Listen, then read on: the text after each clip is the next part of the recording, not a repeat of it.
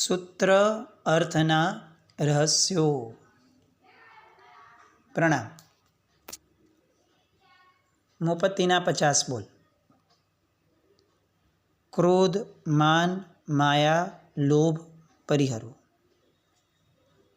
અંતિમ ચરણની અંદરમાં આપણે છીએ અત્યારે. ક્રોધ વિશે આપણે 2 કે 3 વખત કે 4 વખતથી ઘણા બધા પર્સપેક્ટિવ, ઘણા બધા એંગલ એનાથી સમજવા પ્રયત્ન કર્યો કે ક્રોધ એ આત્મા માટે કે શરીર માટે બહુ મુશ્કેલ કાર્ય છે.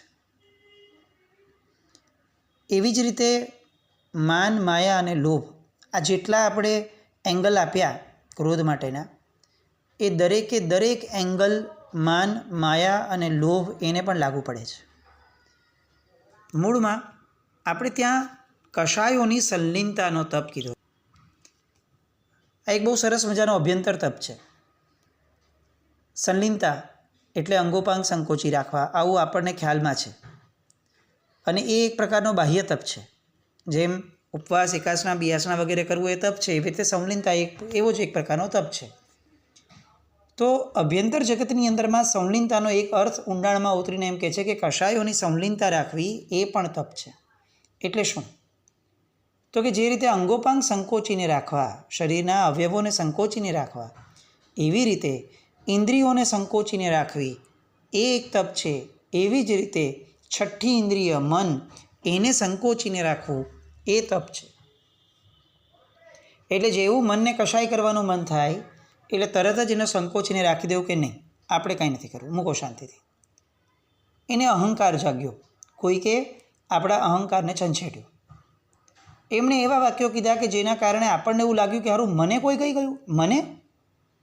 અને તરત જ જેવો આ ભાવ મનમાં આવે એવું તરત જ વિચારવું કે ભલે જે કહી ગયું, આપણે હવે આ ભાવનો વિસ્તાર નથી કરવો, પૂરું. એને કહી દીધું, આપણે સાંભળી લીધું, વાત પૂરી કરી નાખો. માયા કરવાનું મન થાય. જીવને પોતાને કંઈક મેળવવું છે, પોતાને કોઈકના મોઢેથી પ્રસિદ્ધિ મેળવવી છે, અને એને મન થયું કે જો હું વાતને આવી રીતે મૂકીશ ને તો એ મારા વખાણ કરશે. એટલે મનમાં માયા પ્રગટી, અને પ્રગટેલી માયાના કારણે એ વચનને એ રીતે મોલ્ડ કરીને મૂક્યું કે જેના કારણે સામો હવે આપણી પ્રશંસા કરવા લાગ્યો, કે જે પ્રશંસા આપણને જોઈતી હતી. પ્રશંસા મેળવી પણ માયા કરીને મેળવી. તો આ કરતાં પહેલાં જીવે પોતાના મનને સમજાવવું પડે કે ભાઈ આપણને પ્રશંસા ન જોઈતી, મૂકને તેલ લેવા ગઈ, નથી જોઈતું.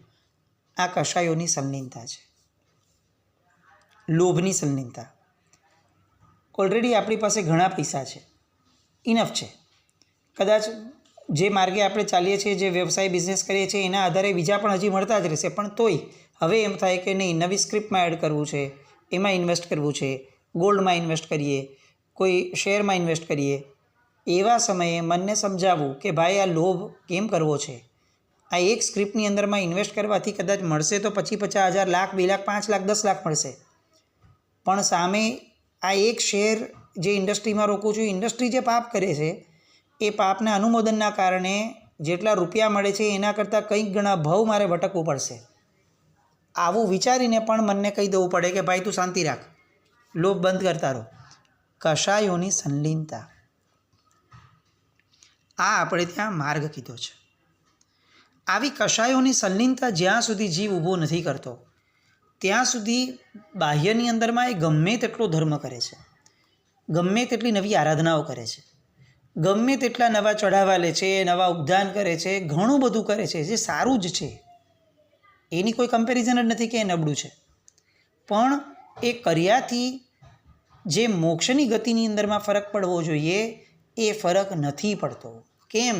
કારણ કે આપણે હવા ભરીએ છીએ આરાધનાની, અને આ કષાયો એ ટાયરને પંચર કરી નાખે છે, કાણું પાડી દે છે. હવે આ ટાયર કેવી રીતે આગળ વધશે ભાઈ? તો કષાયોની સંલીનતા એ બહુ પ્રાઇમ રિક્વાયરમેન્ટ છે. એટલે ક્રોધ, એની માટે આપણે જેટલા વિચારો મૂક્યા આ છેલ્લા કેટલાક ઓડિયોઝથી, એ બધા જ વિચારોને માન, માયા અને લોભની અંદર માટે પણ વિચારીને મૂકવા જોઈએ. જે દૃષ્ટિકોણથી ક્રોધ ભયંકર લાગ્યો છે તે દ્રષ્ટિકોણથી માન, અહંકાર, માયા, છુપી રીતે કંઈ પણ કરવું, મન વચન કર્મનું, એ પણ એટલું જ ભયંકર લાગવું જોઈએ. અને લોભ એ પણ એટલો જ ભયંકર લાગવો જોઈએ. તો શ્રાવક માટે ક્રોધ, માન, માયા, લોભ પરિહરો, આ એક અંતિમ ચરણનું આચારનું આયામ આ અહીંયા મુપત્તિના પડીલેણના બોલની અંદરમાં મૂક્યું. આનાથી જીવે એ સમજવાનું છે કે આટલી બધી રીતે જીવનમાં આગળ વધ્યા પછી હવે જો હું ક્રોધ, માન, માયા, લોભ ન પરિહરું તો મારું કરેલું બધું જ સરવાળે શૂન્ય થઈ જશે. અને બીજો એક પર્સપેક્ટિવ કે ક્રોધ, માન, માયા, લોભ પરિહરવું એને છેલ્લે કેમ મૂક્યો હશે, સાવ છેડે, કારણ કે આપણે માનીએ એટલું સરળ નથી. સમ્યક દર્શન પામ્યા પછી પણ જીવ ક્રોધ, માન, માયા, લોભની અંદરમાં સપડાઈ જતા હોય છે. અંદરમાં ઘણી બધી આગળની વૃત્તિ થયા પછી પણ જીવ ક્રોધને અચાનક શરણ થઈ જાય છે, અહંકારને શરણ થઈ જાય છે. આપણે સામાન્ય એક્ઝામ્પલ્સ આપણે જાણીએ છીએ. બાહુબલીજી કેટલો ઊંચો ત્યાગ જીવનની અંદરમાં એમણે કર્યો. જ્યારે ભરત મહારાજા સામેના યુદ્ધની અંદરમાં ચક્રવર્તીને હરાવવાની બધી જ તૈયારી એમની છે, અને કદાચ થોડાક આગળ વધ્યા હોત તો કામ પૂરું થઈ ગયું હોત ને જગતની અંદરમાં એક અચ્છેરું સર્જાઈ ગયું હોત કે એક ચક્રવર્તીને એમણે હરાવી દીધું. પણ એનો એમણે ત્યાગ કર્યો કે નહીં, મારે આ શું આ અર્થ છે ભાઈની સાથે લડવાનું, ભાઈની હત્યા કરવાની, અને આવા રાજ્યનું શું કામ? આવું વિચારી વૈરાગ્યપૂર્વક એમણે દીક્ષા લીધી. આ લેવલની વિચારણા તો આપણી છે જ નહીં, એટલે આપણી કલ્પનામાં પણ નથી. અને આ લેવલની વિચારણા કર્યા પછી બાહુબલીજી એ શેમાં અટકાણા? તો કે હજુ હું અત્યારે ભગવાનને વંદન કરવા જાઉં તો મારાથી નાના એવા જે ભાઈઓ છે મારે એમને વંદન કરવા પડશે. મારાથી નાનાઓને મારાથી કેવી રીતે વંદન થાય? ભગવાનને વંદન થાય, મારા પિતાજી છે અને કદાચ ભગવાન છે, પણ નાના ભાઈઓને કેમ વંદન કરવાનું? એના કરતાં એક કામ કરું, કેવળ જ્ઞાન લઈ લો. કેવળ જ્ઞાન પછી તમારે કોઈને વંદન કરવાના રહેશે નહીં. માન કશાય કયા સ્તરે આવ્યો અને કેટલા વર્ષના આ રીતના સાધનાના સમયગાળા દરમિયાનમાં બીજા બધા જ કર્મોનો ક્ષય કરી શક્યા, પણ આ કર્મને ઊની આંચ ન આવી.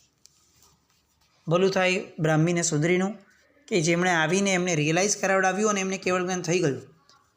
પણ મુદ્દો આ છે કે ગમે તેટલા લેવલ પર આગળ વધ્યા પછી પણ આ ક્રોધ, માન, માયા અને લોભ, આને જો પરિહરવાનો ભાવ ન જાગે તો મેળવેલું બધું જ શૂન્ય થઈ જાય છે. આપણે એને આપણા પર્સપેક્ટિવથી હવે વિચારવાનો છે. શ્રાવકપણામાં આપણે લોકો છીએ, આમ તો કહેવાય શ્રાવક સિમ્બોલિક, બાકી એકચ્યુઅલ જોવા જઈએ તો ભગવાને જે શ્રાવકપણાના ગુણો કીધા છે ને, એમાંનો તો એક ગુણનો અંશ માત્ર પણ આપણા જીવનની અંદરમાં જોવા મળે ને તો એ આપણે નાચવા જેવું છે. વ્યવહારથી આપણે શ્રાવકો છીએ, આ વ્યવહારનો ધર્મ પાડીએ છીએ અને વ્યવહારના ટેગ લગાડીએ છીએ. બાકી નૈશ્ચિક ધોરણે તો આપણે વિચાર કરવા જઈએ તો આપણી પરિણતિઓ એ તો ચોથા ગુણસ્થાનકને પણ આંબે એવી નથી. અને તેમ છતાં વ્યવહારિક રીતે આપણે શ્રાવકપણાને પાડીએ છીએ. શ્રાવકપણાનો જશ આપણે લઈએ છીએ. લોકો આપણને ધાર્મિક કહે છે, લોકો આપણને સારા કામ કરનારા કહે છે, આપણે કેટલા બધા સુકૃતો કરીએ છીએ. આપણામાંના બધા જ બહુ સારા ભાવથી કરતા હશો. આપણે સાવ રસ્તામાં દેખાતા વ્યક્તિ ગરીબને જોઈને અનુકંપા પ્રગટે છે આપણા મનમાં. આપણને કોઈ પ્રેરણા કરે તો કોઈક નિયમ લેવાનું મન થાય છે. આપણામાંના ઘણા એવા હશે કે જેને ઉપધ્યાન કર્યા હશે. એ 45 દિવસ 50 દિવસ સુધીનો સમય એ કેવો ઉત્તમ અને પવિત્ર આપણે કાઢ્યો હશે. ઘરમાં કોઈ સગવડ નથી એવું તો કોઈને નથી. આપણને સારામાં સારી સગવડો છોડી અને આપણે ત્યાં ચારિત્ર જીવન જેવું જીવન જીવ્યા હશું. આપણામાં ઘણા હશે જેમણે નવાણું કરી હશે. આપણામાં ઘણા હશે કે જેને ઔષધો કરતા હશે, કે જેને કેટલી બધી આરાધનાઓ કરી હશે જીવનમાં. માળ પહેરી હશે, તીર્થમાળ પહેરી હશે, લોકોની અંદરમાં મોટી મોટી તપશ્ચર્યાઓ કરી અને એક બહુ મોટી પ્રેરણાદાયી ઘટનાઓ આપણે ઊભી કરી હશે આપણા જીવનમાં.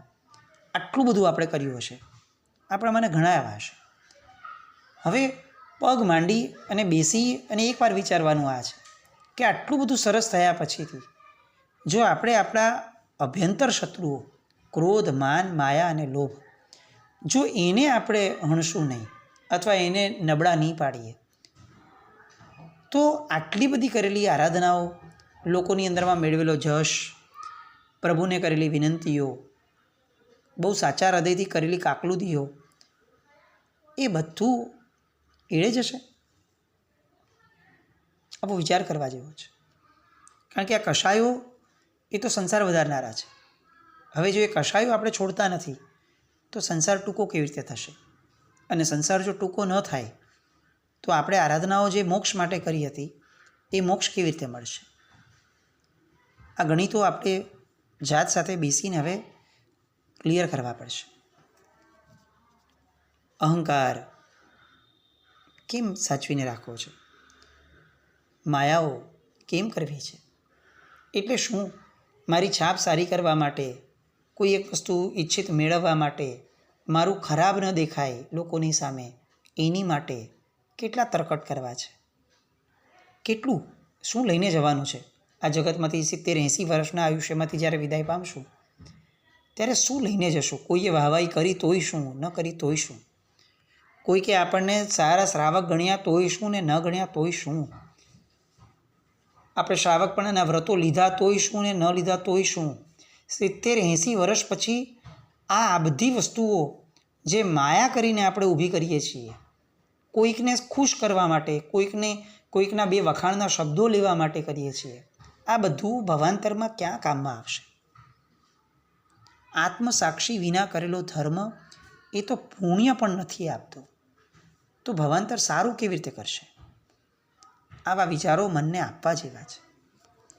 એટલે કંઈ પણ કરતી વખતે લોક વ્યવહાર જોવો, લૌકિકતા જોવી, લોકો શું કહેશે એ જોવું, આ બધી માયાઓ કરી અને ધર્મીપણું, સારાપણું, લોકોમાં મોટાપણું, લોન લીધેલો માણસ એ જેમ એકચ્યુઅલી પૈસાદાર નથી એમ આવી રીતે લોકોની અંદરમાં છુપી રીતે આપણે કેટલાક કશાયોને દબાવી અને લોકોની અંદરમાં મેળવેલી ભાવાઈ, મેં તપ કર્યું, પોષેલો અહંકાર, આ બધું આપણને ભવાંતરમાં નહીં સુખી કરી શકે.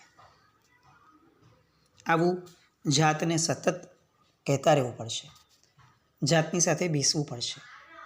બહુ થયું, હવે ક્યાંક મારે એન્ડ લાવવો છે આ બધી વસ્તુઓનો. આવું મનને હવે ઠોકીને કહેવું પડશે. કેટલીક વિદ્વત્તા નહીં પ્રાપ્ત કરીએ ને તો નુકસાન નથી એટલું મોટું. લોકોની વચ્ચે આધ્યાત્મિક પુરવાર નહીં થઈએ, લોકોની વચ્ચે આત્માની વાતો કરનારો પુરવાર નહીં થઈએ તો ચાલશે એકવાર, પણ જાતની અંદરમાં જે ધરબાયેલા દોષો છે એ દોષોને છુપાવવાની વૃત્તિમાંથી તો બહાર આવવું પડશે. લોકો આપણને આમ આત્માની વાતો કરતો માણસ એ નહીં કહે ને તો ચાલશે, પણ હવે જાત સાથે બેસી આવી એક શિબિર જાતની હારે કરવા જેવી છે. આવું એક મૌન જાતની સાથે લેવા જેવું છે. ક્રોધ, માન, માયા પરિહરો, આ બોલને હવે જીવનમાં સાક્ષાત્કારની ભૂમિકામાં લાવવા જેવી છે. પરિણતિમાં નહીં લાવીએ ત્યાં સુધી પ્રવૃત્તિમાં લાવેલો ધર્મ એ શું આપશે આપણને, અને આપીને કેટલું આપશે? એક ભાવ કદાચ સુધારી લેશે, દેવલોકનો આપી દેશે કે સારો આપી દેશે, પણ આ વૃત્તિઓ એ તો એ ભાવમાં આપણને પાડનારી જ થશે. પરિણતિ વિનાનો ધર્મ કેમ કરવો છે? ધર્મ છોડવાની વાત નથી, પરિણતિ ઊભી કરવાની વાત છે. કેમ હું ન કરું? હું જો ધંધામાં આટલી મહેનત કરું છું, હું બીજે બધે જગતના કાર્યોમાં લૌકિકતામાં આટલી મહેનત કરું છું, તો પરિણતિ ઊભી કરવા માટેની મહેનત મારે કેમ નથી કરવી? આવું જાતે વિચારવું પડશે. એટલે ક્રોધ, માન, માયા, લોભ પરિહરું, આ બોલને હવે બહુ વિશેષમાં આપણે એટલા માટે નથી લેતા કારણ કે હવે એ જાત સાથે બેસી અને જાતને બધું ખબર જ છે. આપણને ખબર છે કે આપણો લોભ ક્યાં છે. એની માટે કોઈ બહુ મોટો રોકેટ સાયન્સ નથી કે અહીંયાથી આપણે લોભ માટે 2 એપિસોડ લઈએ, 2 વાર કંઈક એનું માયા વિશે સમજાવીએ. આપણને ખબર જ છે કે આપણે કેવા માયાવી છીએ અને ક્યાં ક્યાં કરીએ છીએ. તો એ બધાને જાત સાથે બેસી અને હવે છેતરામણી બંધ કરવી. ક્રોધ, માન, માયા, લોભ પરિહરો, આ બોલને હવે અનુભવવો છે. એ દિશામાં આગળ વધાય. અને છેલ્લા બોલ આવશે, પૃથ્વીકાય અપકાય તેવકાય એની જયણા કરો. શ્રાવકપણામાં આપણે છીએ એટલે આપણને આવશે જયણા કરું. સાધુપણામાં હોત તો આપણને આવત કે હું એની રક્ષા કરું. પૃથ્વીકાય, અપકાય અને તેવકાય એની જયણા કરું. ખરેખર કરીએ છીએ એ વિચારવા જેવું છે. આખા દિવસ દરમિયાનમાં આપણે પૃથ્વીકાય, અપકાય એટલે કે પાણી, દેવકાય એટલે કે અગ્નિ, એની જૈણા કરીએ છીએ. આ જૈણા શબ્દ છે ને એ બહુ સમજવા જેવો છે. આપણી દૃષ્ટિએ જૈણા એટલે શું? તો કે આપણે સામાયિકમાં હોઈએ ને એ સમયે પૂંજીને બધું કરવું તે જૈણા. ના, આ કેવી રીતે હોઈ શકે? શ્રાવક એના જીવનમાં જે પણ કરે એ પ્રયત્નપૂર્વક જીવને બચાવવાનો જે પ્રયત્ન કરે એ જે ઘટના છે એ જૈણા છે. જૈણા એટલે યત્ના. યત્ના એટલે ભારપૂર્વકનો પુરુષાર્થ, પ્રયત્ન, એક ઇન્ટેન્સિટી સાથેનો પુરુષાર્થ. આ યત્ના છે, આ જૈણા છે. તો હવે એ તો ફક્ત સામાયિકમાં જ કરાય. આ કેવું? શ્રાવકપણામાં છીએ. આપણો આખો દિવસ એવો હોવો જોઈએ કે જેની અંદરમાં ભારપૂર્વક આપણે પ્રયત્ન કર્યો કે મારા કારણે કોઈ જીવને હું વધારે કીલામણા ન પહોંચાડું, મારા કારણે હું કોઈ જીવની વધારે પડતી હિંસા ન કરું. સામાન્ય એક આંટો નળ ખોલીને મને જે પાણી આવે છે એટલા પાણીની અંદરમાં જો મારું કામ થઈ જાય છે તો મારે એકસાથે ઘણા બધા આંટા ખોલીને એટલું પાણી વેસ્ટ કેમ જવા દેવું છે? આ વિચાર એ અપકાયની રક્ષાનો વિચાર છે, અપકાયની જૈણાનો વિચાર છે. બહેનો છે તો એ પણ વિચાર કરે કે હું ગેસની ફ્લેમ કેટલી રાખું તો મારું કામ થાય એમ છે. કદાચ 5 મિનિટ વધારે લાગશે, એમાં શું વાંધો છે? મારી આગળ મોબાઈલ માટે જેટલો વેસ્ટ કરવા માટેનો સમય છે એટલા સમયમાંથી જો હું કેટલાક જીવોની જૈણા કરી શકતું હોઉં, રક્ષા કરી શકું એમ છું, તો કદાચ એ બેટર છે. ઇનફેક્ટ એક સ્ટેપ આગળ વધીને કહું કે આપણે કેટલોક ધર્મની અંદરમાં જે સમય આપીએ છીએ એ સમયગાળામાં પણ જો કાપ મૂકીને ખરેખર જો જૈણા કરી શકતા હોઈએ તો એ પણ અટકાવવા જેવું નથી. હા, એટલું ચોક્કસ પ્રામાણિકતા સાથે રહેવાનું કે સૌથી પહેલો કાપ પાપ પ્રવૃત્તિમાં આવે, પછી ધર્મ પ્રવૃત્તિમાં આવે. એટલી પ્રામાણિકતા તો જીવે કેળવવી જ પડશે. અને હું એવું માનું છું કે અહીંયા એવી પરિણતિવાળા જીવો તો છે જ સાંભળવાવાળા, એટલે જ આટલો બધો શેર કરવાનો કે સત્સંગ કરવાનો પુરુષાર્થ થાય છે. તો ધર્મમાં પણ કાપ મૂકી અને જૈણા સચવાતી હોય, જીવની રક્ષા થતી હોય, જીવોને પ્રત્યેની કીલામણા ઓછી થતી હોય, આપણું નિર્ધ્વંસપણું ઓછું થતું હોય તો એ પણ ચૂકવા જેવું નથી, પણ કરવા જેવી તો જૈણા જ છે. તો આ પૃથ્વીકાય, અપકાય, તેવકાય એની જૈણા કરો. એ જે વાત છે એ આપણા રૂટીન લાઈફની અંદરમાં 24 કલાકની અંદરમાં સેટ હોવી જોઈએ. જૈણા અથવા રક્ષા એ સાધુ ભગવંતોનું જ કામ છે. એ જે સમજણ આપણામાં ઘૂસી ગઈ છે આજકાલ એ નીકળવી જ જોઈએ. શ્રાવક બધું જ કરી શકે, એ ફ્લાઇટની અંદરમાં ફરવા પણ જાય, એને કશો વાંધો ન હોય. એમાં શું ભાઈ, અમે શ્રાવકો છીએ, સાધુઓ નથી, તો અમે તો આ કરીએ, અમે માઇકમાં બોલી જ શકીએ. કેમ પણ ભાઈ, માઇકમાં બોલ્યા વગર તમે જાહેરમાં એમને બોલો અને સંભળાઈ જતું હોય તો માઇકનું પાપ નથી કરવું. આવો ભાવ નથી જેનામાં, એ સાધુપણાની વાત કયા બેઝ ઉપર કરશે? આપણે એક્સ્ટ્રીમ જૈણા કરવાની વાત કરીએ છીએ અને અવેલેબલ જૈણા કરી શકતા નથી, કરતા નથી. એ તો માયાની તો બીજું શું છે? આ તો છળ છે, જાત સાથેનો અને જગત સાથેનો અને શાસન સાથેનો. તો જ્યાં જ્યાં મારી શક્યતા પહોંચે છે ત્યાં ત્યાં હું પૃથ્વીકાય, અપકાય, તેવકાય, વાયુકાય, વનસ્પતિકાય આ બધાની જૈણા કરું. ત્રસકાય જીવો આ બધાની, વાયુકાય ને વનસ્પતિકાય આ બધાની રક્ષા કરવાની છે અને ત્રસકાય જીવોની તો રક્ષા જ કરવાની છે. તો આ બધા મુપત્તિના જે 50 બોલ છે એ બધાનો પાયો એ છે કે ભાઈ આપણે પ્રામાણિક હોઈએ. આપણે અપ્રામાણિકતા સાથે જાતને છેતરીને જગતને દેખાડવા માટે જે પણ ધર્મ કરશું એ 70-80 વર્ષ સુધી લોકોની સામે કદાચ સારો દેખાઈ જશે, પણ આપણને છોડશે નહીં. ભવાંતરમાં ડૂચા કાઢી નાખશે આપણા. એ જ્યારે નરકમાં હશું ને ત્યારે ઓલો પરમાધામી યાદ કરાવી અને આપણને પીલશે અને કહેશે કે જો લોકોને ઉલ્લુ બનાવવા માટે તે એ સમયે કીધેલું હતું કે મારે દીક્ષા લેવી છે, ભગવાન મને દીક્ષા ક્યારે મળે? પણ ભાઈ તું દીક્ષા છોડ, તું તારા અવેલેબલ રિસોર્સિસની અંદરમાં જૈણા કરવા તૈયાર નહોતો અને તું 6 કાયના જીવોની વિરાધનાથી અટકવાવાળા જીવનની વાતો કરતો હતો. આવું બોલી અને એ જ્યારે પીલશે ને ત્યારે ભાન પડશે કે હું અટકી ગયો હોત તો સારું હતું.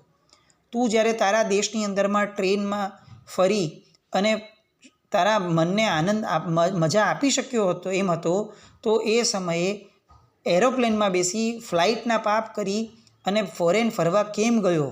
આવી જૈણા તું કેમ ન પાડી શક્યો? આવું જ્યારે એ પૂછશે ત્યારે આપણી આગળ રડવા સિવાય કોઈ વિકલ્પ નહીં હોય. જૈણા એ આવી રીતે પાળવાની છે. એ કોઈની પ્રેરણાથી નહીં થાય. એ કોઈ ધર્મ નથી કે ધર્મ વાક્ય નથી કે જે કોઈ આપણને કહેશે. આપણું જીવન આપણને ખબર છે. આપણા જીવનમાં થતા પાપ આપણને ખબર છે. આપણા મનમાં થતા કુવિચારો એ આપણને ખબર છે. એની જૈણા આપણે જ કરી શકશું. આપણે પોતે આપણી માટે કોઈ તંત્ર બનાવવું જ પડશે. જગત આગળ એ અપેક્ષા નહીં રાખવાની કે બધું જગત આપશે. જો સાહેબ તમે જેટલું કહો એટલી ભગવાનની આજ્ઞા હું પાડી લઉં છું અને હું માની લઉં છું કે સાહેબ હું ઘણી મેક્સિમમ આજ્ઞા પાડું છું. નહીં, આવું કેવી રીતે હોય? હું જ્યાં જ્યાં ચૂકું છું એ મને ખબર છે. આજ્ઞા પાડતી વખતે અંદરમાં પરિણતિ ઊભી નથી કરતો એ મને ખબર છે. એ અપ્રામાણિકતા આપણે શોધવી પડશે અને આપણે આ જૈણાના કાર્યની અંદરમાં આત્માની જૈણા પાડવાનું જેને લક્ષ્ય નથી એ જીવોની જૈણા પાડવામાં હંમેશા ઊણા જ ઉતરશે. આપણે આત્માની જૈણા માટેના જે ભાવ છે ત્યાં સુધી પરિણતિ નહીં કેળવીએ તો આ બધી જૈણા પાડવાની વાતો એ ફક્ત આજ્ઞા પાલન સુધી જ જશે. પરિણતિ ઊભી નહીં કરી શકે અને મોક્ષ પરિણતિથી થવાનો છે. આજ્ઞા પાલન એ પરિણતિ ઊભી કરવા માટેનું સાધન છે, એ સાધ્ય નથી. આ આપણે સમજવું પડશે. અને એટલે આજ્ઞા પાલનનો આગ્રહ એ રાખવા જ જેવો છે, પણ એની સાથે સાથે મનને એ આગ્રહ પણ આપવા જેવો છે કે આજ્ઞા પાલન અંતે તો પરિણતિના ઘડતર માટે જ છે. તો જૈણાનો ભાવ, રક્ષાનો ભાવ, એ બધો ભાવ જીવનની અંદરમાં બહુ જ વ્યવસ્થિત રીતે કેળવવા જેવો છે. પણ એ કેળવતા કેળવતા આપણે પોતે પરિણતિ નહીં કેળવીએ તો નહીં જ ચાલે. મુપત્તિના 50 બોલ એનું અનુસંધાન કેટલેક અંશે ફરી એકવાર થોડું એનું સમરી લઈ અને આવતા વખતે કદાચ એને આપણે સમાપ્તિને લાવશું. પણ મૂળ આ ક્રોધ, માન, માયા, લોભ પરિહરું અને પૃથ્વીકાય, અપકાય, તેવકાય એની જૈણા કરું. વાયુકાય, વનસ્પતિકાય, ત્રસકાય એ જીવોની રક્ષા કરું.